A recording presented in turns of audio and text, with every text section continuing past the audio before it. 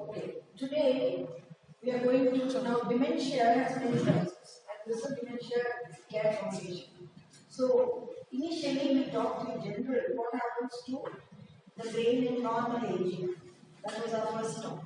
The second talk was on dementia, what are the types of dementia, and with a focus on Alzheimer's dementia. The third talk was on Parkinsonism, which is a condition which can be associated with dementia. Now, vascular dementia is another form of dementia, and it is related to blood circulation problems in the brain.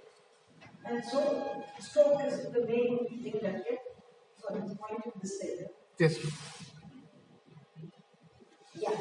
If you take the broad umbrella term of dementia, you'll find that Alzheimer's contributes 50 to 75%. And the second most commonest cause is vascular dementia, which is what we're going to talk about today, 20 to 30%. And these are little more specialized dementias, they are much lower. Now, if you want a rapid distinction whether a patient is using memory and behavior, changing behavior and all is vascular or whether it is Alzheimer's dementia, a rough kind of indicators or red flags are. Now, the onset is very often sudden when it comes to any circulatory problem. Is usually a sudden event. It is not something that comes slowly over time. Whereas in Alzheimer's, the onset is very gradual. When you look at memory, it can be normal in the patient with vascular dementia, but memory issues are very early in onset and with the loss can be pretty severe. Mood and personality, there can be apathy and depression in vascular dementia, and very often mood in Alzheimer's stays normal till quite late in the disease.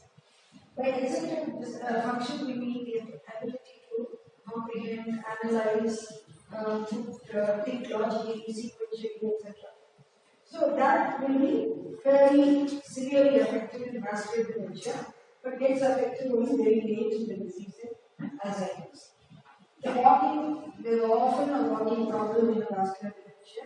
There will be no walking problems most often in Alzheimer's patients. So, vascular dementia patients can report frequent falls.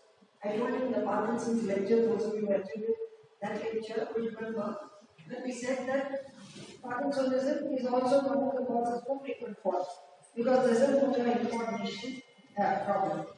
And when you look at the progression, the vascular dementia tends to progress much more slowly than it does Alzheimer's. Alzheimer's can make a patient go from moderate dysfunction to severe dysfunction within 3 to 4 years. Whereas vascular dementia can go on for a longer period. So, there are some points that we have to remember when it comes to vascular dementia.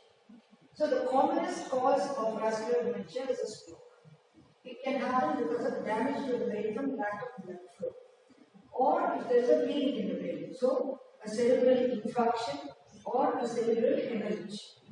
Both of these can lead to a vascular dementia over time. One of the possible causes is the standard stroke as we know it. So, a stroke occurs when the blood flow in an artery stops. It can stop, or the artery may go into spasm and it may reduce. Or it can burst the blood vessel and cause bleeding and cause a stroke. So, that is the important point you have to remember.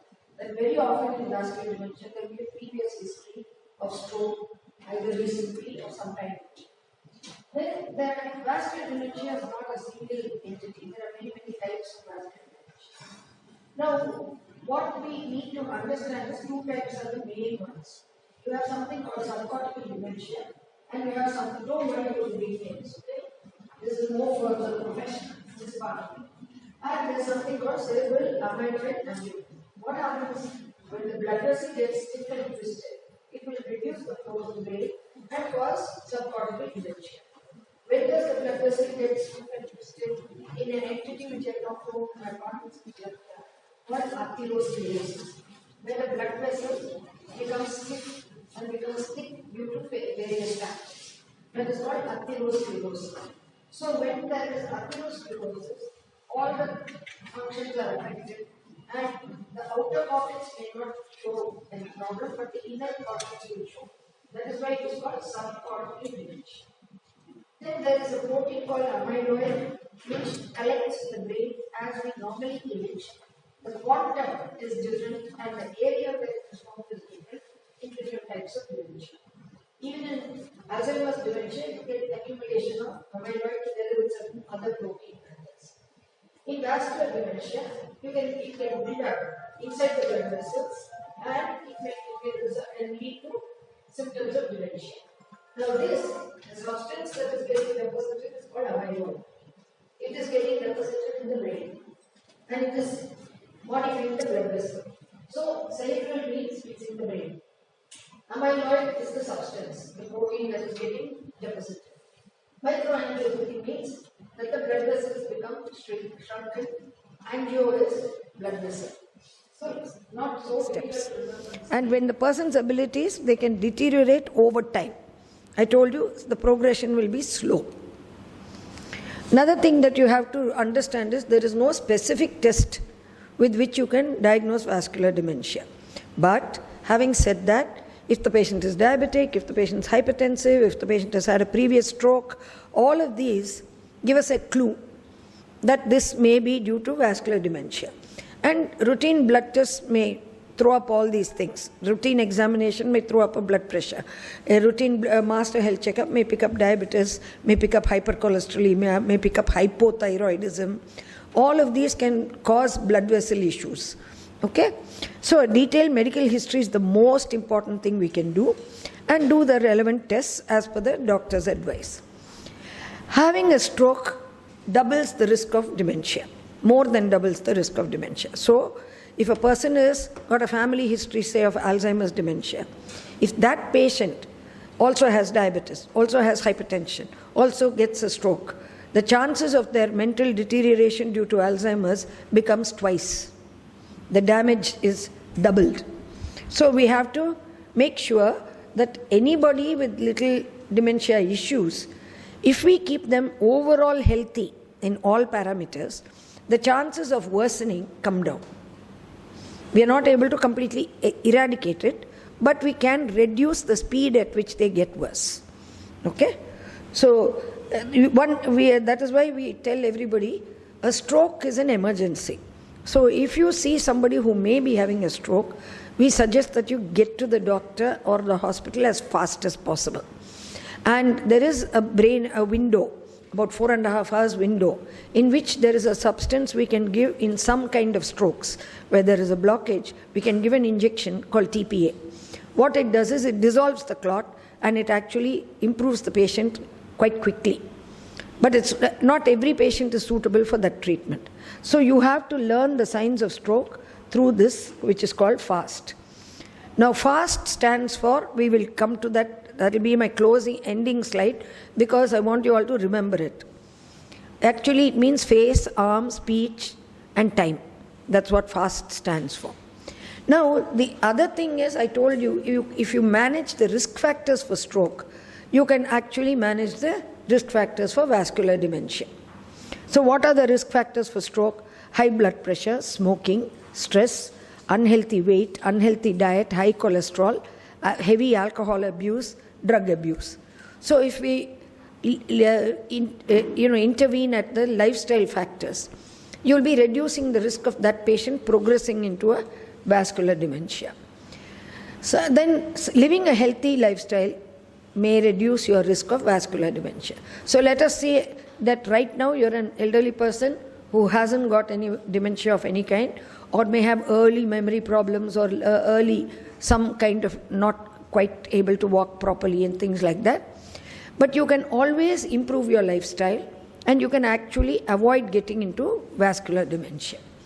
And because for this we don't have any specific medications available, we can't modify whatever you're doing with medicines. What you need to do is lifestyle adaptation. And even if you do have vascular dementia, when you make small healthy changes, your quality of life will be better and it will be there for longer. Now let us see. We are going to give you a quiz. We'll see how much all of you were listening all this time. Okay?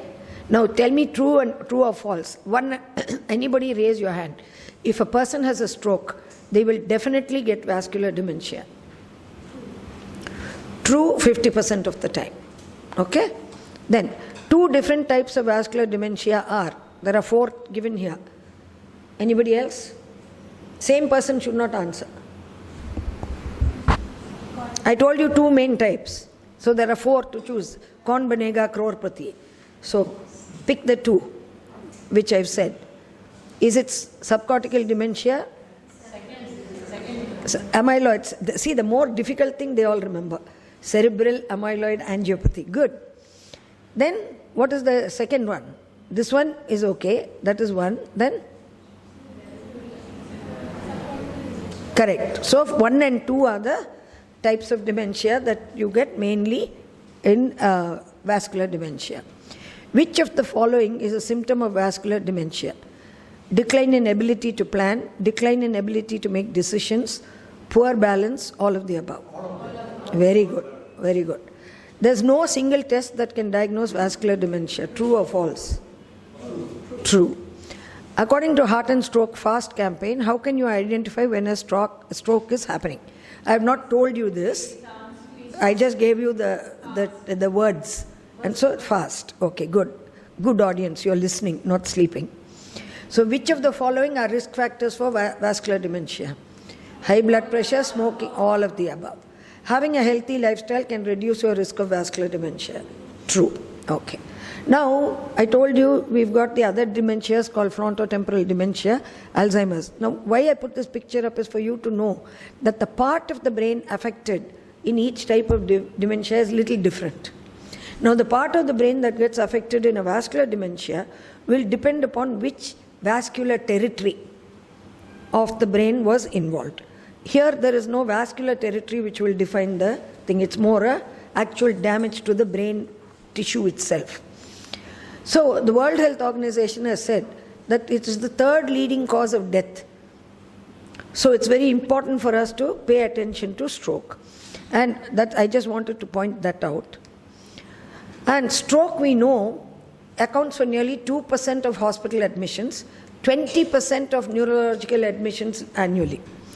And that is why some doctors can be very good and have a full practice by being just a stroke specialist. There are enough cases and less doctors to deal with it. The epidemiological data is annual prevalence is 500,000 cases, and of which 150,000 people die when they get a stroke. So it is a very serious illness. Like heart attack, brain attack is also a serious illness. And among the survivors, the other problem with brain attack is that there's often disability which is left behind. So among the survivors, approximately this number, 3,196, require assistance with activities of daily living. 20% require assistance with movement and walking. 16% require institutional care. So it's smart for us to try to avoid getting a stroke. And if you get a stroke, to get treated quickly. And if you have risk factors, change your lifestyle. So the incidence in those below 40 years is 10 to 15%. They are the people who have to support the society, that age. So it's very sad if they become disabled and useless to society and to themselves, and become a burden actually on family and society. So in India, if you look at it, the incidence is about, prevalence is about 203 people every 100,000 population. 203 people get, and they are above 20 years of age. Marked variation occurs between various communities. That has been demonstrated. There are certain, maybe it's a racial predilection, or maybe it's a genetic thing. Some communities tend to be more susceptible to getting stroke than others. Now in South India, it is 57 per 100,000 in Vellore, 45 per 100,000 in Rohtak, which is in North India. You see how high it is in Kashmir. The reasons are many, which we won't go into today. See Calcutta. And look at the Hindus in Mumbai versus the Parsis in Mumbai. So out of all this, the highest risk group is the Parsi. So it is something in their lifestyle which is making them more prone. Maybe because they eat pork, maybe because they eat a lot of fat, maybe so many things that could be responsible. There are lots and lots of work going on in distinguishing what is the risk factor for that particular community. So it's also associated with a lot of morbidity. It is a syndrome of rapidly developing clinical signs, which can be focal, which can be global, because of cerebral function being disturbed for more than 24 hours. And it can lead to death with no other reason. You can just die of a stroke also, like you can die of a heart attack. Now, we need to, to understand stroke, I told you, we need to know the vascular territory. Now, there are two main ways in which doctors will look at your stroke. One is the anterior circulation. The brain is supplied with blood. The front of the brain is supplied by one set of arteries. The back of the brain is supplied with another set of arteries. And both these arteries connect with each other at the base of the brain, and it is called in a circle kind of thing. So, if this gets blocked, cross circulation can come from some other side. So, I'll show you a picture of that. And the posterior circulation supplies the back part of the brain. So, if you look here, this is the artery which goes to the front part of the brain. It's called the carotid artery. That thing at the back is called the vertebral artery, and that is what supplies the back of the brain. So if you look here, the carotid artery is here, the territory is up to here. The vertebral artery is here, the territory is all this. And they are connected at the base of the brain. This is the carotid artery, this is the vertebral. See, there are connections at every level. This is called the Circle of Willis, because Willis is the man who described it. So actually, because the brain cannot tolerate lack of oxygen or lack of circulation for more than 3 minutes. So God in His wisdom has created a backup system. He's given you an alternative system, that if this blocks, blood flow can come like this. From there, like this it can come. If this blocks, it can go like this. So there is a lot of compensation. But in spite of that, you can cut off circulation to a particular territory and get a stroke. Now, brain cell function requires a constant delivery of oxygen and glucose. The brain is a very greedy organ. It takes almost 2/3 of the blood produced in the body for nourishing it. It also grabs a lot of oxygen for the simple reason that it is doing work all the time and it's taking care of the rest of the body. Okay, so it cannot tolerate lack of oxygen or lack of blood flow for very narrow window is what we get.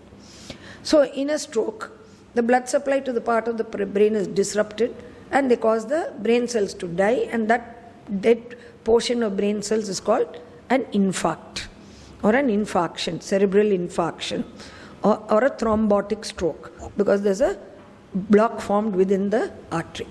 And blood flow can be compromised by various other. I told you the vessel can go into spasm.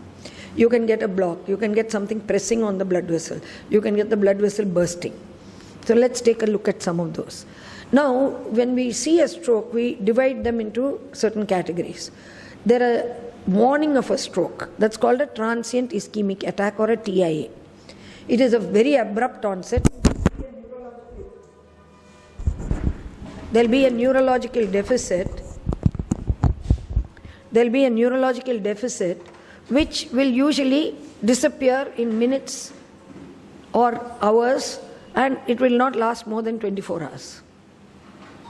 So that is a warning. You cannot neglect that. You have to go through investigate the patient and see why. Sometimes a person can have TIS 3-4 times in a week. So it's like a stepwise. I told you earlier, vascular dementia occurs in a stepwise way of compromising the circulation. Then there is another entity which lasts longer. This when you may get a temporary weakness of, say, right arm and face, and that can last for 2 to 3 days, and then it goes off. It is called a reversible ischemic neurological deficit. Okay, it's like a big, longer TIA. TIA is 24 hours cut off. This is 2-3 days. And a completed stroke is one in which the neurological function is lost suddenly over a few hours, and it persists for more than a day or two, or it will persist for much longer. So that is a classical stroke. Now, when a person gets RIND and then slowly progresses into a total stroke, we call that a stuttering hemiplegia. It is like stuttering, and then it happens. Okay? So you can get less blood supply by narrowing of the small arteries. I told you atherosclerosis or hardening of the arteries. Embolism on the brain, to the brain. Now when we talk about stroke, we talk about 3 types of stroke. One is called a thrombotic stroke, where some material gets blocked, like a pipe getting blocked, it gets blocked. Then we have the hemorrhagic stroke, in which the blood vessel bursts due to very high BP, things like that. It will just burst and cause a cerebral hemorrhage. The third variety is called an embolic stroke. Now this embolic stroke, a blood clot comes from some other part of the body and goes and blocks the circulation to the brain. That is what an embolic stroke is. And the usual place where it can form is in the heart. When a person has valvular heart disease, the blood flow is turbulent around that. So little clots will form around that valve. That can go straight into the carotid artery and go up there and block and cause a stroke. Also, you can have, that is the usual commonest cause or source for a embolic stroke is the heart. Or the heartbeat, which should be 72 per minute, suddenly will start beating at 300 per minute. That entity can happen suddenly in elderly people. It's called atrial fibrillation. And so little showers of emboli are thrown off and you can get a stroke. Cerebral hemorrhage I've already talked about. Then there's another kind of hemorrhage which occurs. This does not occur into the brain substance. It occurs into the membranes between the brain and the membranes surrounding the brain. So this subarachnoid hemorrhage, so it will seep across and cover the whole brain. It won't be just in one area. Whereas a cerebral hemorrhage which occurs can be restricted to just one area. Now, if we look at the type of stroke that we get, you'll find that the hemorrhagic stroke is this orange color. Okay? Ischemic stroke is the green. Now, that ischemic stroke is your thrombotic stroke. That is the most common way in which the stroke occurs. Okay? And hemorrhagic stroke takes up the rest, undetermined. You're not sure why the stroke came, and you got all the others forming a small group. Now, this shows you what happens when this blood vessel is blocked. There's damage to that part of the brain. The tissue which is supplied by that blood vessel dies. Okay? And this is what happens. An atherosclerotic clot is there. It forms a blood clot and it blocks the vessel. This is a cerebral hemorrhage. So bleeding has occurred in that territory.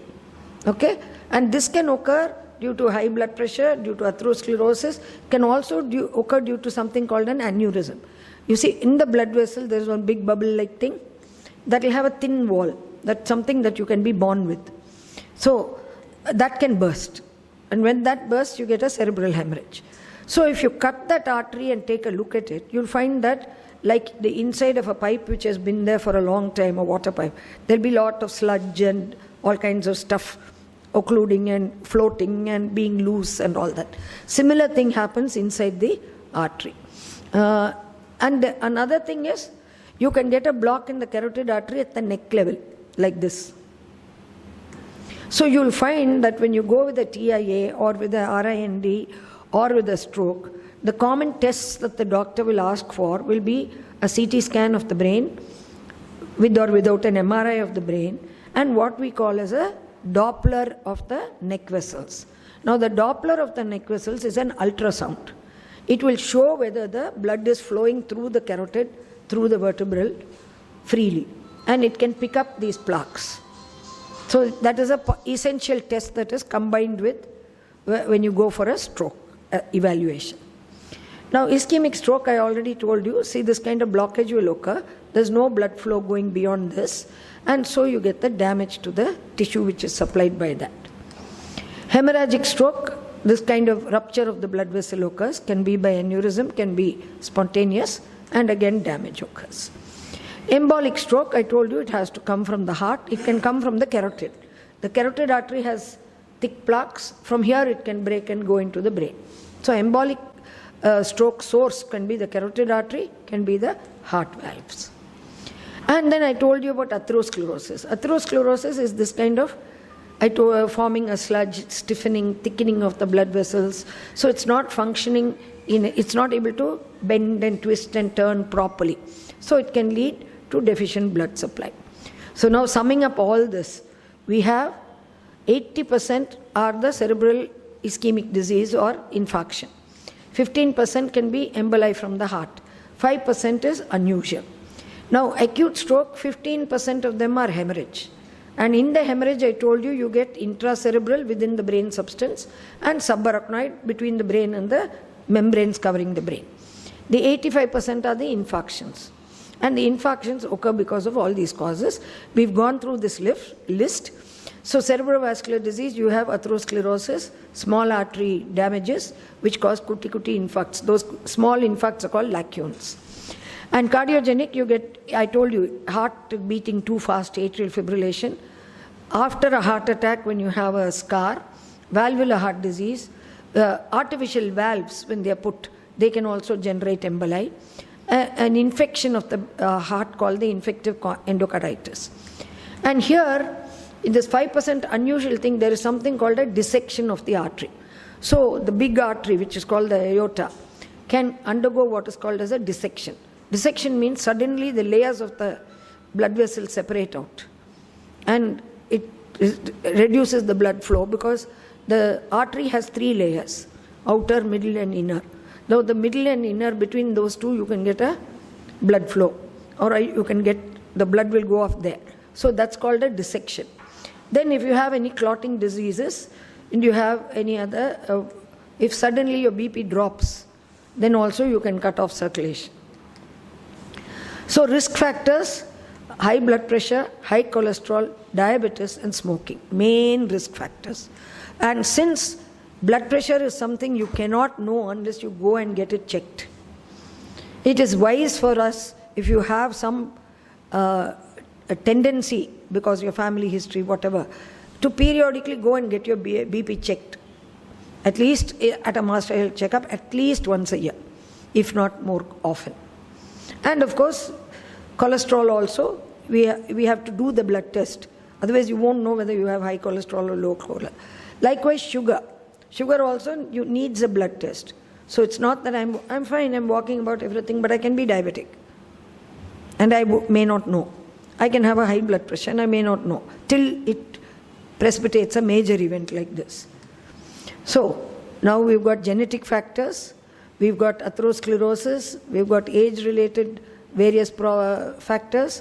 So when we don't exercise and we sort of lead a very lazy life, it says what fits your busy schedule better, exercising 1 hour a day or being dead 24 hours a day.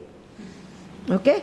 So I told you the high cholesterol, smoking, obesity, high blood pressure, all of these play a role. And there is another substance called homocysteine. This homocysteine is actually a kind of vitamin B complex. Okay, and it is easy if you have high homocysteine to correct it by giving you just simple B complex supplement, a general B complex supplement.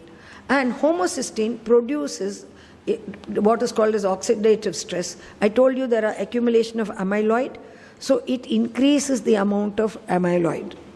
And that can cause damage and cause inflammation in the brain, which leads to neurodegeneration and can worsen Alzheimer's and vascular dementia. So that's another test that we very often ask when a person needs stroke prevention. So these are the 4 main risk factors: smoking, what you put in your mouth, excess alcohol consumption, and a sedentary lifestyle. So here again, diabetes, blood pressure, high cholesterol, coronary heart disease, peripheral arterial disease. So these are all the risk factors for vascular dementia.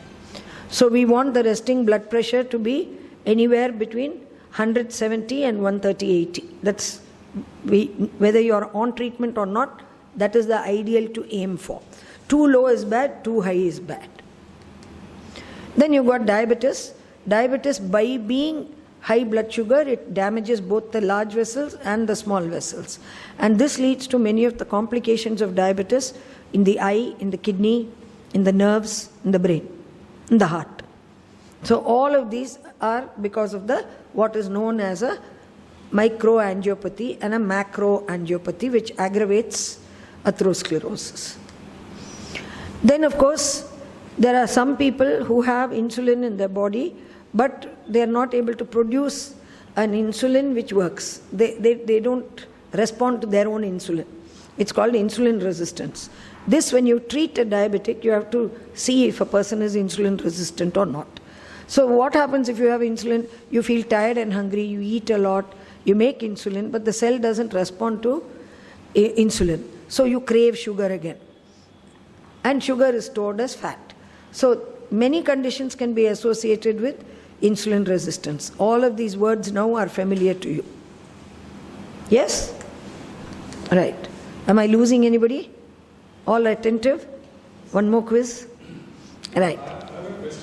Questions in the end, please. So, vascular dementia, stroke and heart attacks, all of these, again and again and again, we are repeating it. So, factors in stroke. Now, when a person gets a stroke, we have what are called as modifiable factors, non-modifiable. If you're born in a family with a high history of hypertension, I can't modify that. Okay? So, your age, I cannot modify. The fact that you're a male or a female, I cannot modify. And whether you've had a previous vascular event, I can't go back and change it. And if you have what is called as high fibrinogen, that is a clotting factor in the blood. Some people tend to have a high fibrinogen, which can keep on clotting you up and can cause heart attacks and brain attacks.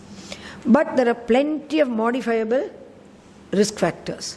So the high cholesterol, uncontrolled hypertension, if you have heart disease, if you have diabetes, obesity, if your diet is not adequate, smoking, excess alcohol, lack of exercise or physical activity, lifestyle, and last but not least, chronic atrial fibrillation. We have treatments which we can give to prevent you from getting into atrial fibrillation. So, if you look here, I need to come here. Yeah. What increases your risk for stroke? You've got all these tend to predict, and these are the stroke characteristics that you get for each of these, and this is what you see in the scan, CT or MRI as I told you, and these are the modifiable risk factors. So this post-stroke dementia can be less severe, at least if we work on the modifiable risk factors. So, yeah, under vascular dementia, you got varieties. One is, I told you, a clear stroke and a localized area of damage, that is a stroke-induced dementia. Then you get multi-infarct dementia. There are some people who will keep on blocking various blood vessels in various parts of the brain. They'll have multiple areas which are damaged. That's quite a severe illness. It can cause serious vascular dementia. So multi-infarct dementia. We told you about subcortical, where only the small vessels are involved. And CADASIL you need not know about. And you can get a mixed dementia where vascular dementia rides on top of a Alzheimer's dementia. CADASIL is actually a specific condition. There are a lot of subcortical infarcts and there is a lot of brain damage in this. So, if you look at how does each of these types of stroke present, you'll find that I told you when you have tiny infarcts called lacunar infarctions, you'll get a progressive dementia. You may or may not get a focal deficit of a limb weakness, etc. Overall, the person will tend to be withdrawn, apathetic, and have gait problems, but they may have no specific stroke history. But the MRI will pick up these lacunar infarcts. Then single infarct is what we talked about all this time. Multiple infarcts I told you about. Mixed Alzheimer's with vascular dementia. And what is known as, now in the brain we have white matter and we have grey matter. Now the grey matter contains all the neurons. If my hand is a neuron, this is the body of the neuron. There are things that project out called dendrites. Then there is one long thing called the axon. Now an impulse comes to the dendrite, is processed in the body, in the center of the heart of the neuron, and then is transmitted to the next neuron. Now this axon is covered with a fatty sheath, which makes it travel very fast. And so we are able to do a lot of processing with the brain at a very high speed because of that. Now what happens if you've got, let us say, a telephone junction. You've got Mylapore telephone junction, you've got T Nagar telephone junction, Kotruppuram telephone junction, whatever. Your neurons are your telephone junctions. But the wires which go from Mylapore to this place, to that place, to that place, that is your white matter. So white matter alone can be affected in a special type of stroke called Binswanger's disease. So you get, in that, you can get quite severe dementia. Their neurons are okay, but this message going from one neuron to another is interrupted because of the white matter infarct. Okay? So, all of this is more or less a repetition now. Release the block. Second is, we are trying to make that penumbra smaller, so less amount of damage occurs. So the basis of treating stroke, and that is why it's important to treat it soon. If you don't treat it when the penumbra, once the penumbra dies, you get this. So we have to try to stop it before it reaches a critical mass. Now this is what I told you, fast. So if you want to know if somebody is having a stroke, just look at their face. Is it sloping to one side? Is it like this? This kind of, sometimes the paralysis of the face will give you an idea. Ask them to raise their arms. Supposing the hand goes like this, there's a suggestion that the arm is weak. Then you ask them to talk. Very often in left-sided brain attacks, you will get a speech being affected. Even in their language itself will be affected. In the right-sided attack, sometimes they just cannot talk at all for a while. So if you see any of these, rush, it says 911, for us it's 108, or any private hospital emergency number, rush the patient to the hospital. Don't say, I will try this, I will try that. As quickly as possible, take the patient to the hospital. So, now we'll sum up all this. So, what are the signs of vascular dementia? The person may show poor or decreased judgment. They may get frequent memory loss that affects their daily activities. They can have problems with abstract thinking. They can have problems with language. They lack initiative. They'll be withdrawn, apathetic, lethargic. They may misplace things or put things in inappropriate places. They may go and take a tumbler and go and leave it in the bathroom cupboard. Then difficulty, of course, there are some bathrooms where you keep tumblers, so that's okay. So difficulty performing familiar tasks, changes in the personality, disorientation. Where are you? They don't know whether they're in the hospital or at home, or they get little mixed up. And changes in mood and behavior. So if any of these are there, it's suggestion that they may have vascular dementia. They need to be investigated or checked more. So what should you do in order to do the best if you have vascular dementia, and if you don't have, how to avoid it? Have a master health checkup once a year. If you're a diabetic or a hypertensive, this is another interesting thing which we are seeing with patients. If a person has diabetes or blood pressure, what they do is, they go see the doctor, then don't see the doctor again for 1 year, because they think they're feeling fine. And if you ask them, I'm following the prescription, I'm doing everything the doctor said, but you have to check whether it's working for you. So if you have a diabetes, you have to see your doctor once in 3 months, ill or well. If you have blood pressure, at least once in 6 months. If you have memory, behavior or language issues, see a neurologist. Dementia cannot be diagnosed with a CT brain, so an MRI with special additional aspects like MRA, MRV, MRS is necessary. So don't condemn your doctor. Oh, you go to the neurologist, first thing they'll write is MRI. It is a fantastic technological tool we have today, which is safe for you, which doesn't cause any risk or damage to you or anything, and which is like us looking into the brain in 3 dimensions. So it is actually very valuable. So don't get upset if you're, of course, there are some people who are unnecessarily asking for MRIs, that's a different matter. But if you're with a good doctor, when they say you need an MRI, you need an MRI. And true, it is still range from the cheapest in GH at 3,000 till to 12,000, 14,000. And if you do these extra studies, sometimes it will increase the cost a little. Then there is something known as a PET and a SPECT and a functional MRI, which we do rarely in some patients, which improve our diagnostic accuracy. So, what I'm giving you a little introduction to stress, because we are planning to do a stress management workshop in November. Now that stress management workshop will be a paid workshop, it's not a free entry. It will be limited to maximum 25 participants.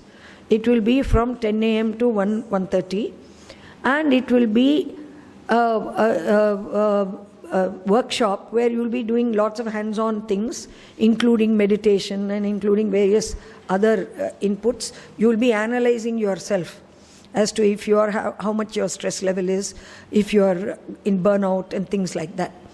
So if you find too little stress is bad, we won't be motivated. Too much stress is bad. So most people have to fall into this, where you get optimum stress and you are pleasantly tired at the end of the day. Okay? You need stress to carry on with your work and life and all that. And you just get into normal tiredness or fatigue. But what happens if you have an overload of stress? By evening, you are exhausted. Many of us are going to bed exhausted. We are not going to bed, okay, I'm feeling sleepy, naturally sleepy, and I'm going because I'm a little tired, I had a busy day. We are not going to sleep like that. Amma, appa. We go and fall into bed that way. So if there's anxiety, panic, anger, this is the bad area. Okay, and what all can stress do to you? It can do so many things to you. You become more accident prone. Your appetite can be affected. Sex drive can be affected. If you are an alcoholic, you start drinking more. You may have sleepless nights. You may be restless. You may be smoking more. You tend to have unreasonable fear. You feel that the world is out to get you. You feel dull and depressed and unstable. You feel you're lack of confidence. You just become, you don't care about what you're doing and things like that.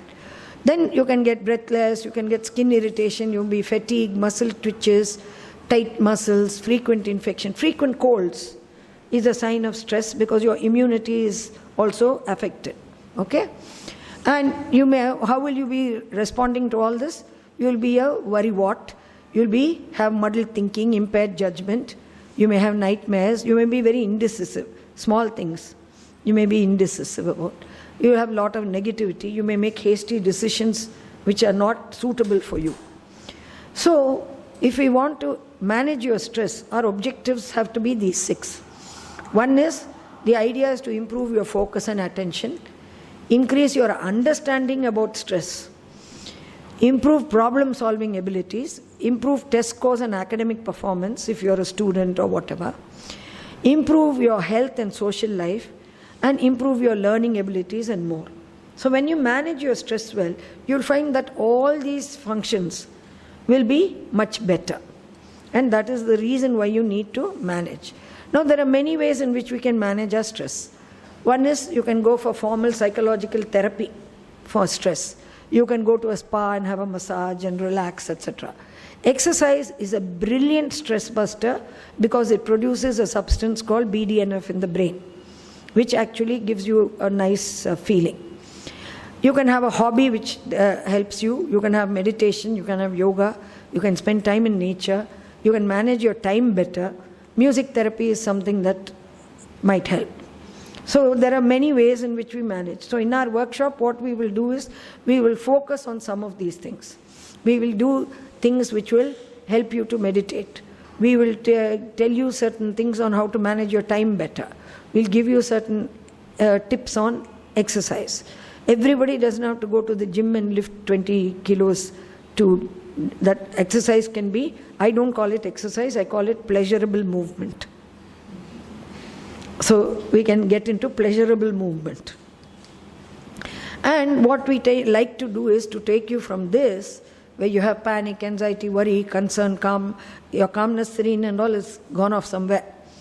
Then we try to reduce the panic, reduce all this and bring you to this, where you are serene most of the time, no matter what happens around you.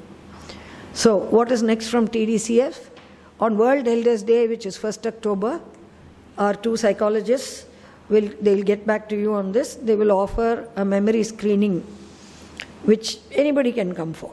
So if you have friends or somebody, elderly people or even a younger person who's feeling their memory is getting disturbed, etc., they can come and get screened. And this half-a-day stress management paid workshop was in November 2019. We'll announce the date later, and we'll need early registrations for that because we cut off at 25. Because if we want to do practical exercises, larger numbers are impractical to handle. So we have also started in Kaveri Hospital what is called as an exercise orientation program for elderly, for Parkinson, stroke patients, etc. Today afternoon we are having the first session with the help of Body Lyrics Gym in Savera Hotel at 3 o'clock. The fee will be 200 per head per person. We are planning 8 weeks. Every week there will be a session on Saturdays between 3 and 5. They may be in the same location, they may be in different locations. Now the next Saturday is the program. Today, if you still want to come, you're welcome. You can just come straight to Savera and pay 200 and join in. But for next week, we'll be going to this. He's an elder care physiotherapist, Elderly Care Physiotherapy Center. This is where the address is. And you can contact, if you want to come for that, you just please write down the phone number or take a photo of the slide or whatever. And wear trousers or leggings or something, because that's why I'm dressed like this today. Because from here I have to go for that in the afternoon. So the focus here will be is flexibility training, balance training. Now balance training is extremely important for fall prevention. And fall prevention also will give certain strategies on how you can, even if you have to hold a wall or a walking stick, how best to do it so that you are more independent. What we are trying to tell you is you have freedom through independence. Okay, so you be more independent. And last but not least is to give you some strength training. Now some of these exercises will be what you can do sitting in a chair. If you're a person who cannot stand for a long time, you can sit in a chair and do. You can lie down and do. Your caregiver can do it for you. So we are just exposing you to various options. And each of those places, when you attend there, they will give you the similar therapy if you want to sign up with them. That's an option left to the patient. So we are just giving you what is possible. How much of it you take and what of it you take is up to you. You may get a little from here, a little from there. The workshop which we are planning for that following week, I have not finalized it yet. It will be Tai Chi. Now Tai Chi is a Chinese thing. It's a very fluid, moving, that kind of thing. And it's very nice for elderly. If you go to China, in all the parks and on the street, everywhere, groups of people will be doing Tai Chi. It's a very favorite exercise activity. Anybody, you're walking on the road, you see a group doing, you just go and join. That'll be nice if we get that culture for exercise in India. Okay? And every morning you'll find everywhere you can see. Even in Japan you see that, China you see a lot of it. Okay? And that is called Tai Chi. I think that's the last slide. Yeah. So, if you have any questions.